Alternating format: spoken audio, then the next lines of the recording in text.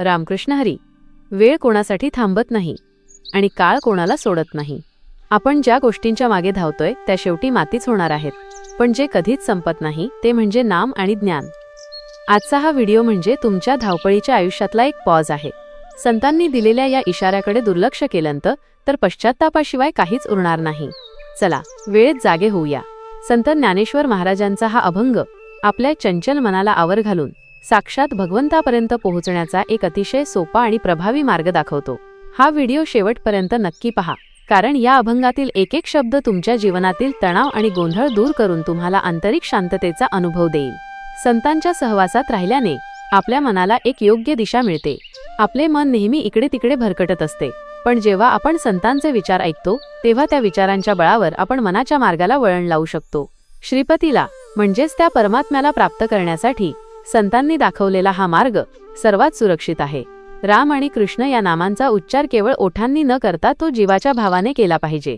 जेव्हा नामाचा जप मनापासून होतो तेव्हा तो आपल्या आत्म्याला त्या शिवस्वरूपाशी म्हणजेच परब्रह्माशी जोडून देतो. रामनाम हा केवळ शब्द नसून तो आत्मसाक्षात्काराचा एक मंत्र आहे. या जगामध्ये नाम हेच एक अंतिम सत्य आहे. जे लोक केवळ नामाची साधना करतात त्यांना द्वैताचे म्हणजेच भेदभाव किंवा मोहमायेचे बंधन कधीच त्रास देत नाही. त्यांना सगळीकडे एकाच ईश्वराचे रूप दिसू लागते, ज्यामुळे मनातील मत्सर आणि भीती कायमची नष्ट होते. ज्याप्रमाणे एखाद्याला अमृताची चव लागल्यावर तो इतर सर्व गोड पदार्थ विसरतो, तशीच अवस्था वैष्णवांची झाली आहे. त्यांना या नामाची गोडी लागली आहे. योग्यांना जी जीवन जगण्याची कला किंवा शांती मोठ्या कष्टाने साधते, ती भक्तांना केवळ नामस्मरणाने सहज प्राप्त झाली आहे. प्रल्हाद या बालभक्ताने अतिशय श्रद्धेने नामाचा उच्चार केला आणि तो ईश्वराशी इतका एकरूप झाला की खुद्द भगवंताला त्याच्यासाठी प्रकट व्हावे लागले. उद्धवाला सुद्धा कृष्णाची साथ याच नामभक्तीमुळे मिळाली.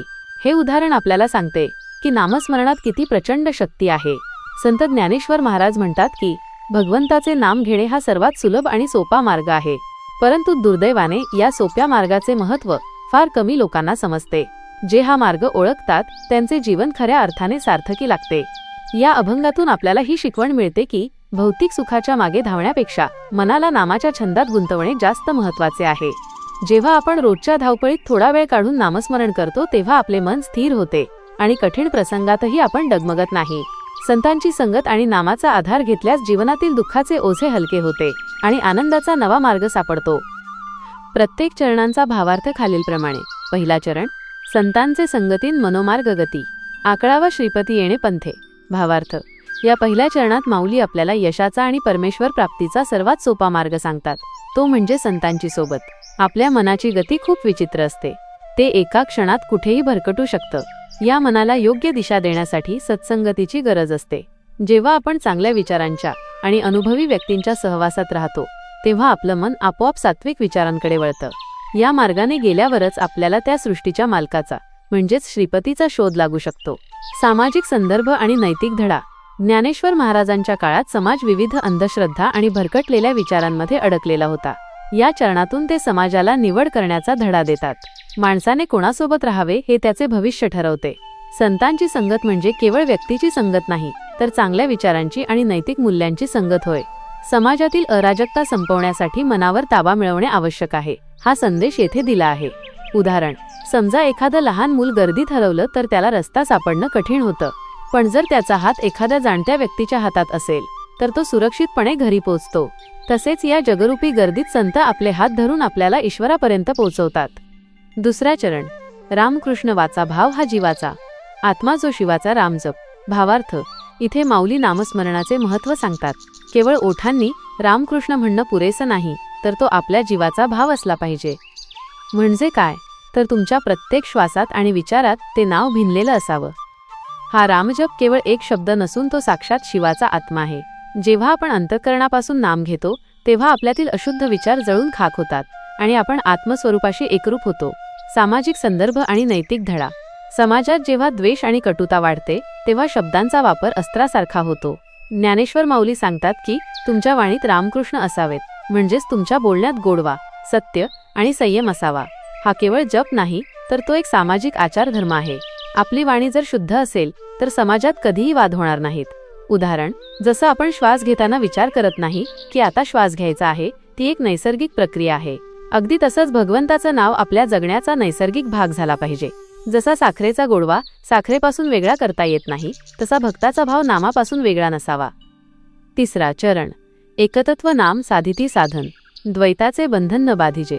भावार्थ, अनेक लोक मोक्ष मिळवण्यासाठी वेगवेगळी कठीण साधनं करतात, पण माऊली म्हणतात की नाम हे एकच तत्व सर्व साधनांचे सार आहे. जेव्हा तुम्ही नामात रंगून जाता तेव्हा तुमच्या मनातील मी आणि तू हा भेदभाव म्हणजेच द्वैत संपून जातं. आपण अनेकदा हे माझं, ते तुझं किंवा मी याच्यापेक्षा मोठा अशा बंधनात अडकलेलो असतो. नामस्मरण या द्वैताची बंधनं तोडून आपल्याला अद्वैताचा म्हणजेच एकत्वाचा अनुभव देतं. सामाजिक संदर्भ आणि नैतिक धडा. त्या काळात जातीव्यवस्था, वर्णभेद आणि उच्च नीच भाव शिगेला पोहोचला होता. द्वैत म्हणजे भेदभाव. माऊली या चरणातून समतेचा एकतत्व पुरस्कार करतात. जोपर्यंत समाजात हा माझा आणि तो परका ही भावना राहील, तोपर्यंत समाजाची प्रगती होऊ शकत नाही. नामस्मरण हे असे साधन आहे जे सर्वांना एकाच धाग्यात ओवते. उदाहरण, सर्व नद्या वेगवेगळ्या मार्गाने वाहतात, पण जेव्हा त्या समुद्राला मिळतात तेव्हा त्यांचं स्वतंत्र अस्तित्व संपतं आणि त्या समुद्रच होऊन जातात. नाम हे त्या समुद्रासारखं आहे, ज्यात मिसळल्यावर आपली सर्व अहंकाराची बंधनं गळून पडतात. चौथा चरण, नामामृत गोडी वैष्णवान लादली, योगियान साधली जीवनकळा. भावार्थ, नामाची गोडी ही अमृतासारखी आहे. ज्यांनी भगवंतावर प्रेम केलं त्या वैष्णवांना ही गोडी एकदा चाखायला मिळाली की ते जगातील इतर सर्व सुखांना विसरून जातात. इतकेच नाही तर मोठमोठ्या योग्यांना जी जीवनकळा म्हणजेच जगण्याचं खरं रहस्य आणि चैतन्य हवं असतं, ते त्यांना केवळ या नामाच्या माध्यमातून प्राप्त होतं. नामामुळे मानवाच्या आयुष्यात एक प्रकारचं तेज आणि जगण्याची नवी दृष्टी निर्माण होते. सामाजिक संदर्भ आणि नैतिक धडा. जीवन जगणे ही एक कला आहे, हे संतांनी तेव्हाच ओळखले होते. समाज केवळ जगत होता, पण तो आनंदी नव्हता. माऊली सांगतात की केवळ भौतिक गोष्टींमागे धावणे म्हणजे जीवन नव्हे. जीवनात एक प्रकारची आंतरिक गोडी किंवा समाधान असावे लागते. ज्या समाजाकडे नैतिक मूल्ये आहेत, तोच समाज जीवनाचा खरा आनंद घेऊ शकतो. उदाहरण, ज्याप्रमाणे एखादा तहानलेला माणूस पाण्यासाठी व्याकुळ असतो आणि पाणी मिळाल्यावर त्याला जे समाधान मिळतं, त्यापेक्षा कितीतरी पटीने जास्त समाधान भक्ताला नामस्मरणात मिळतं. हे समाधान बाह्य वस्तूंवर अवलंबून नसतं, तर ते आतून निर्माण होतं. पाचवा चरण, सत्वर उच्चार प्रल्हादीन बिंबला, उद्धवा लादला कृष्णदाता. भावार्थ, इथे माऊली इतिहासातील महान भक्तांची उदाहरणं देतात. बालक प्रल्हादाने अत्यंत कठीण प्रसंगातही नामाचा उच्चार सोडला नाही, म्हणून प्रत्यक्ष भगवंताला त्याच्यासाठी खांबातून प्रकट व्हावं लागलं. तसेच उद्धवाला प्रत्यक्ष कृष्णरूपी दाता मिळाला, कारण त्याचा भाव शुद्ध होता. हे सांगण्यामागचा उद्देश हाच आहे की जर तुम्ही तत्परतेने आणि श्रद्धेने नाम घेतला तर भगवंत तुमच्या हाकेला धावून आल्याशिवाय राहत नाही. सामाजिक संदर्भ आणि नैतिक धडा. प्रल्हादाचे उदाहरण देऊन माऊली समाजाला निर्भयता शिकवतात. जेव्हा संपूर्ण समाज अन्यायापुढे झुकलेला असतो तेव्हा सत्याचा उच्चार करण्यासाठी हिंमत लागते. प्रल्हादाने सत्तेला हिरण्यकश्यपू आव्हान दिले, कारण त्याचे तत्व सत्यावर आधारित होते. समाजाने अन्यायाविरुद्ध आवाज उठवावा आणि सत्याची कास धरावी, हा नैतिक धडा आहे. उदाहरण, संकटकाळी आपण जसं आपल्या आईला हाक मारतो आणि ती सर्व कामं सोडून आपल्याकडे धावत येते, तसंच प्रल्हादाने मारलेल्या हाकेला भगवंताने प्रतिसाद दिला. तुमची हाक किती आर्त आहे त्यावर भगवंताचं येणं अवलंबून असतं. सहावा चरण, ज्ञानदेव म्हणे नाम हे सुलभ, सर्वत्र दुर्लभ विरळा जाणे. भावार्थ, शेवटच्या चरणात ज्ञानदेव महाराज म्हणतात की हे नाम घ्यायला अत्यंत सोपं आहे. यासाठी तुम्हाला वनात जायची किंवा मोठे यज्ञ करण्याची गरज नाही. पण दुर्दैवाची गोष्ट अशी की इतकं सोपं असूनही लोक याकडे दुर्लक्ष करतात. हे गुपित जगाला माहीत असूनही ते आचरणात आणणारे लोक खूप कमी आहेत. जो हे मर्म जाणतो तोच खरा सुदैवी होय. सामाजिक संदर्भ आणि नैतिक धडा. अनेकदा चांगल्या गोष्टी करणे खूप कठीण असते असा समज समाजात असतो, पण ज्ञानेश्वर महाराज म्हणतात की चांगले वागणे, नाम घेणे किंवा नीतीने चालणे हे अत्यंत सुलभ आहे.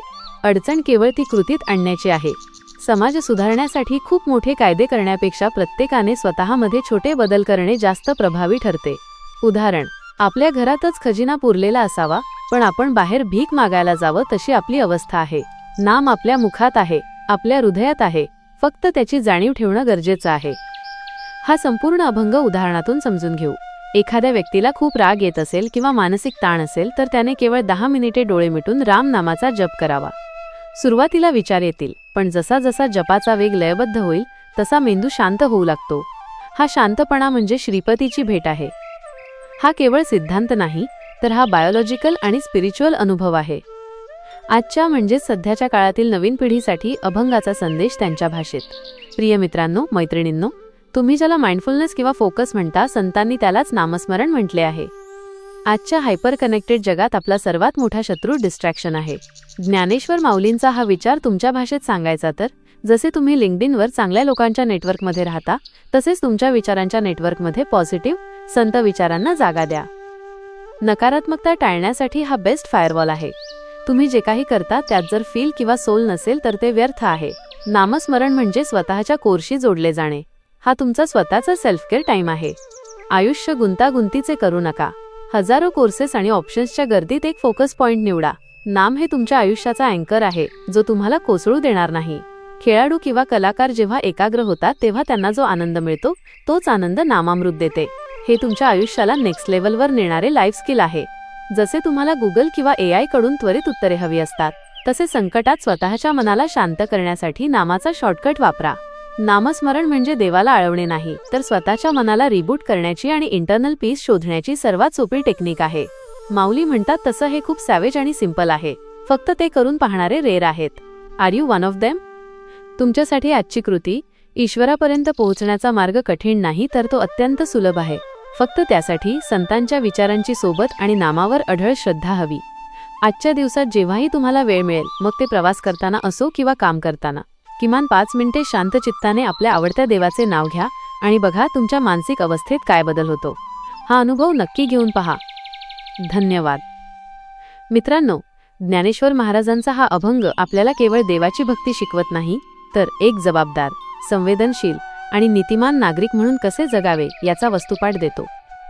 हे विचार आपण आपल्या आचरणात आणले तरच खऱ्या अर्थाने आपण ज्ञानेश्वरांचे वारसदार ठरू. सहजासहजी मिळत नाही ती संतकृपा आणि सहजासहजी सुटत नाही ती विठ्ठल ओढ. संतांची वाणी म्हणजे निव्वळ अक्षरे नाहीत, तर ती काळजावर पडलेली अथांग भक्तीची थाप आहे.